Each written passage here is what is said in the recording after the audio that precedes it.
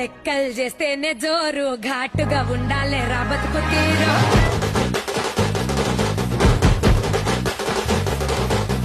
నల్లి బొక్కలు చూస్తే హుషారు ఏం తింటావు రా ఉప్పు లేని పప్పు షారు కోసి గొంగడి మా కట్టు బొట్టు ఎట్లయితే గట్లయితే చూసుకుందాం పట్టు అమ్మలి గట్క మాదిరాసా పుటక